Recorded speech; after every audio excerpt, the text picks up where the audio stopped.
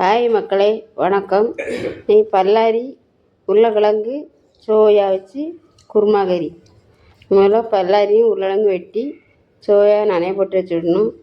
உருளைக்கிழங்க அவிய வைக்கணும். முதல்ல அவிஞ்ச பிறகு அதுக்கப்புறம் பல்லாரியை வதக்கி உருளைக்கிழங்கோட வேக வைக்கணும். இது மட்டன் கறி மாதிரி இருக்கும். இது நல்லா டேஸ்ட்டாக இருக்கும்.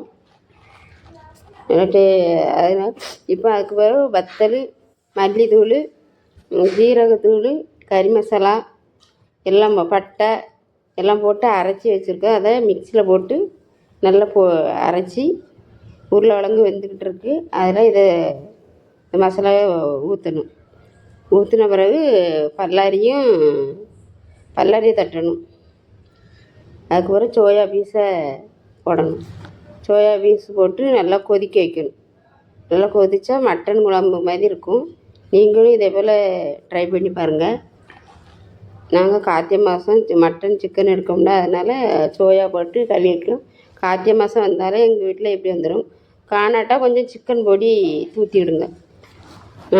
நான் மட்டன் பொடி போட்டு கொஞ்சம் சிக்கன் பொடியும் போட்டிருக்கேன்.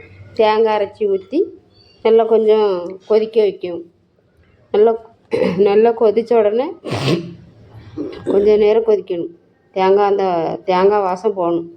இந்த தேங்காய் வாசம் போகுதுன்னு கொஞ்சம் கொதிக்கட்டு நல்லா மட்டன் மாதிரி இருக்கும். நீங்களும் இதே போல் செய்து பாருங்கள். தோசைக்கு சாதத்துக்கு தான் நல்லாயிருக்கும். நீங்கள் இது சாப்பாட்டு வைங்க. தாளித்து ஊற்றுனா mutton gravy ready. Soya piece